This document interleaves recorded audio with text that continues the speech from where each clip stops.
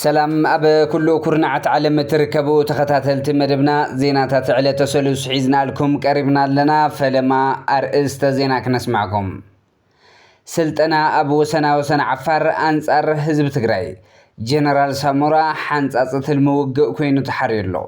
نتنتانا زحرنايم زيناتاتنا كمون ግንባር ሓርነት ኦሮሞ ሃገራዊ ግንባር ሓርነት ኦጋዴንን አንጻር ስርዓት ብልጽግና በሓባር ከቃለሱ ተስማዕምዮም ሕዚ ድማ ናብ ዝርዝሮም ክነስግረኩም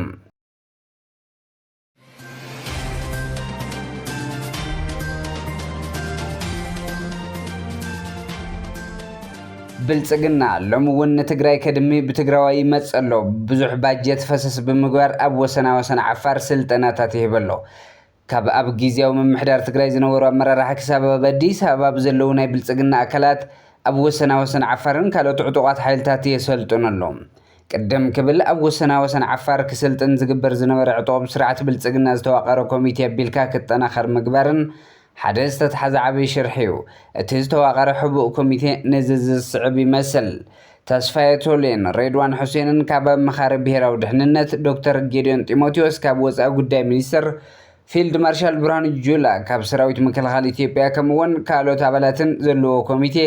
ነቲ ኣብ ወሰና ዓፋር መሰረት ዝገበረ ዕጡቕ ሓይሊ ድጋፍ ክህብዎ ብሕቡእ ይስራሕሎም ካብዚ ብተወሳኺ ብኣንፈት ጸለምትን ደቡብ ዘሎ ከም በዓል ጀነራል በላይ ስዩም ዝበሉ ኣመራርሓ ሰራዊት ብልጽግና ኣብ ውሽጢ ትግራይ ዘሎ ናይ ፌደራል ናይ ስለላ ማሕበር ነታ ውሽጢ ትግራይ ክግበር ዝድለ ናይ ውክልና ወታደራዊ ምንቅስቓስ ቅንፀላን ዓመፅን ዘድሊ ደገፍ ክገብሩ ዝተቐመጠ ኣንፈት ከም ዘለውን ይሕበር بوغن سرعت بلصقنا استطايشه كوميتي حزو زلو مدبات ابز تفلالي كتماتات اورا مريت አለው بزبل مبغسن ካልኦት ተዛመድቲ አጀንዳታትን ብምልዓል ዓመጽ ከከድ ምግባር ካላይ ቅንጸላ ማእሰርትን ኣብ ላዕለዎት ወታደራዊ ኣዘዝቲ ሰራዊት ትግራይ ዝዓርፈሉ ቦታ ብፍላይ ድማ ኣብ ሆቴላትን መንበር ገዛን ሰልሳይ ዲዲአር መበገስ ብምጋር ካብ ስርዓት ብልጽግና ብዝመጽእ ገንዘብ ኣቢልካ ዲዲአር ባዕልና ከነህቢና ንዑ ብምባል ሰራዊትና ፈረሰን ኣብ ዓፋር ክኸድን ማህያ ገይሮም ናብ ዕጡቓት ሓይሊ ክውድቡን ሰፊሕ ስራሕ ንምስራሕ ኣብ ምድላው ይርከቡ ኣብ ኩለን ኣርምታት ውሽጣዊ ሽርሕታት ብምክያድ ክፈርስ ምግባር ኣብ ዝሕዚ ሰዓት ብልጽግና ዝደልዮ ፖለቲካውን ወታደራዊ ዓወት ከየምዝግብ ቀንዲ ዓንቃፋይ ኮይኑ ዘሎ ሰራዊት ትግራይ ብምዃኑ ንዕኡ ንምድኻምን ንምብታንን ኩለ መዳይ ምውዳድ ምክያድ ብዕቱብ ክስርሐሉን ኣብ ውስናት ጀነራላት ትግራይ ታርጌት ብምግባር ኣዘዝቲ ሰራዊት ትግራይ ክጽሉን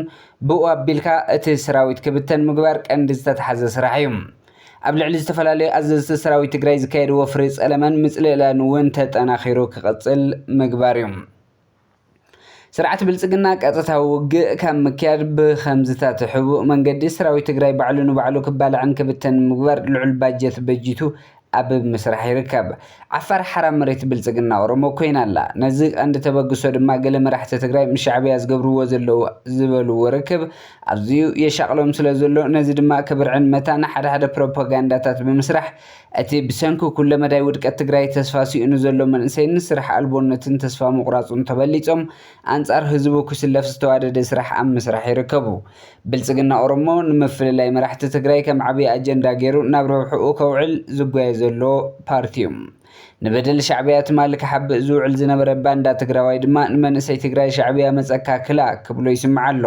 ትማል ግን ደድሕሪ ሻዕብያ ተረፍ ሻዕብያ ንብረት ኣሕዋቱ እናቐረመ ዝነበረ እዩ ቀንዲ መሳርሒ እዚ ድማ እቶም ኣብ ጊዜያዊ ምምሕዳር ቦታ ዝሰኣኑ ስልጣኖም ዝተኸልፎም እዮም ንዓፋር ሓራ መሬት ኢሎም ንትግራይ ተጋዳላይ ትግራይን ክዋጉ ላዕልን ታሕትን ዝብሉ ዘለዉ እዚ ጽባሕ ይቕረጽ ዘይበሃል ኣዝዩ ዝኸፍአ ጫፍ ክሕደት ኣብ ልዕሊ ሓውካ እዩ ንገንዘብ ኢልካ ዓድኻን ህዝብኻን ክትወግእን ክትዕኑን ምስ ናይቲ ማል ፈጸምቲ ጆኖሳይደራት ምልፋን እዚ ተደጋጋሚ በደል እዩ ወላካ ኣብ በረኻታት ዓፋር ሸፊትካ ክመጽእ ዝኽእል ናይ ሚዛን ለውጢ ይሃሉ ነገር ግን ብሰንኪ ናይ ጸላእቲ ተንኮል ተላእኽቶምን ብየማን ይሰለፍ ብጸጋም ሓንቲ ህይወት ትግራዋይ ክትጠፍእ ስለዘይብላ ቀዲሙ ክኸሽፍ ክስራሕ ኣለዎም ብልጽግና ኦሮሞ ትግራይ ካብ ውሽጢ ንደገ ንምፍራስ ቅድም ኢሉ ዝንቀሳቐሱ ዝነበረ ሽርሒ ስለዘይተዓወተሉ ሕዚ ኣንፈት ሽርሑ ቀይሩ ባንዳታት ተጋሩ መልሚሉ ኩለ መዳይ ሓገዝ ክንገብረልኩም ኢና ኢሉ ኣብ ዓፋር ክሽፍቱ ብምግባር ትግራዋይ ምስ ትግራዋይ ንኽዳኸም ለይትን ቀትርን ብትልሚ ይሰርሑ ስለዘለዉ ብቐሊሉ ክንሪኦ ዝግባእ ጉዳይ ኣይኮነን እዚ መረጋገፂ ዝኾን ካብ ኣዲስ ኣበባ ቅድሚ ናብ ሽፍትነት መፂና ኣለና ምባሎም ንሶምን ዝኣክል ኣብ ኣዲስ ኣበባ ኣብ ናይ መከላኸሊ ካምፕ ብጀነራላት ስልጠና ኦሪየንቴሽን እናተዋሃቦም ዝቐነዩ ውስናት ተጋሩ ከም ዝነበሩ ዝፍለጥ እዮም أب ناي تجري جينوسايدا وانا تلم موت زنبر جنرال سامورا يونس حزر ما أبناء إرتران إثيوبيان أنصار اللي زلوا وانا حنصاص تلم كوينو كام زلوا نسمع لنا جنرال سامورا يونس مزيز تتحزز سرح نمسرح قدم 4 معلتي أبدا برزيت ليتنانت جنرال ألم شترقفي كم زنبرة أبدي سابان زلو سرعتنا إثيوبيان إرتران كما يكون كم زخلن تلمي أم موزات تسميدي ركب كبلو حد يقرب حبريتات يوصلوا بز مخنيات دما أب تግራይ نحنا نزوز طرحي غزياو ممحدار بريزيدنت كوين زمرح بموال جنرال تادسه نت نحنا ندليو تلمي خطقمنا يخيل نلوم كابز تقاومو سبات حدو كوين له بز مخنيات دما شمت جنرال تادسه ورده بزح عنقفقفاتن ناي ميديا وفرن يكايدللو ابلعلي جنرال تادسه دما ببعل سامورا يونس عبادولا كما دمقسا غرما برو تقاومو زغاطمو كوينو ازي ناي مقصلتا دما بميدياتات سفيح دراماتات يسرحللو جنرال سامورا يونس نورموتات بلصغنا خطقم تግራይ ناي ماخل وگن مغبار نعنا زمچون سمعن بريزيدنت نغبر ابزول تصميدلهم جنرال سامورا نزي ناي مقوام عد رخيبو زلو اب غداي عسب كابتم نبلصغنا بلعلواينت زماخرون تلموق زمصو زلو جنرالات حدا مخانيوم بمسوات دق حزب زرخو لمدي نابي احمد يشطللو تدغاغامي كدعات تسبلو سامرا يونس نبدلاتو يقرتا زي يفلط قيمኛ خوينلهم مريت تግራይ وريركا حسكا زعوت عسبدو ገለዶ يلن أب موداتا جنبار حرنة أورومون هجراو جنبار حرنة أوغادينن أنصار سرعة بلصقنا بحوار كقالسو تسمع ميم تمالي 20 كلتن مغابيت 2017 قصاص راجز بمسرت زوص حبراوي مجلس جنبار حرنة أورومو أونغ هجراو جنبار حرنة أوغادين أومنغ